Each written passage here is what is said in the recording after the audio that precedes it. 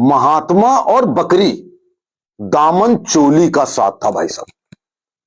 अब ये बकरी हर जगह लेके क्यों जाते थे, अब इस पे भी सुन लीजिए भाई साहब। हर जगह इनकी बकरी आगे आगे जाती थी और नौटंकी ये थी कि गाय का दूध इसलिए नहीं पिएंगे क्योंकि गाय का दूध उसके बछड़े के लिए होता है।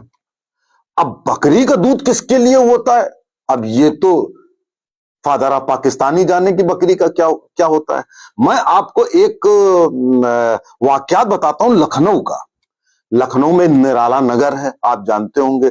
निराला नगर किसके नाम पे पड़ा है, सूर्यकांत त्रिपाठी निराला कवि के नाम पे पड़ा है। वो आईटी चौराहे पे अक्सर खड़े रहते थे, उस जमाने की बात है। तो गांधी ये लखनऊ विश्वविद्यालय के सामने एक जगह है, वहां पर आया करते थे।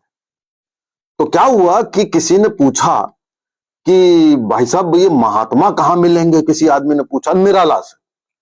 तो निराला बोले कि ये देखो तांगे पर एक बकरी जा रही है, ये जहां तक तांगा जाएगा और बकरी जहां उतरेगी समझो वही महात्मा है।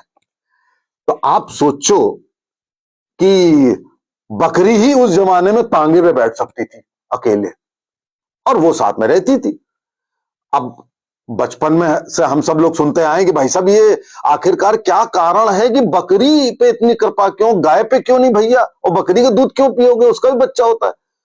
मैं आपको बताऊं विशुद्ध रूप से, क्योंकि एक समुदाय के निकट होती है बकरी होती कि नहीं होती। हालांकि बकरा भी होता है, बकरा तो खाया जाता है, बकरी क्या क्या करते हैं ये आप जानिए बकरी क्यों होती है।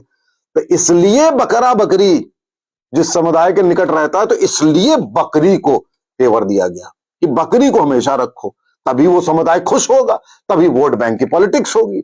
और बकरी पे जो खर्चा आता था महात्मा की बकरी पर, वो खर्चा लाखों में उस जमाने पर आता। और अंग्रेज कहते थे गुरु और खर्च करा लो इसका 10 गुना, बस आजादी को डिले कराते रहो, लोगों को बेवकूफ बनाते रहो, भारत को तोड़ते रहो, भारत के टुकड़े कराते रहो, उस समुदाय के लिए अनशन करते रहो।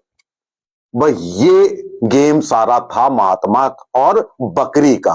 अब वो जो ब्रह्मचर्य के प्रयोग किया करते थे, तो ब्रह्मचर्य के प्रयोग भैया किया करते थे, तो बकरी से कोई प्रयोग ना होता तो वो भैया आप जानो कि कहीं वो भी एंगल तो नहीं था, क्योंकि ब्रह्मचर्य से तो होता ही था।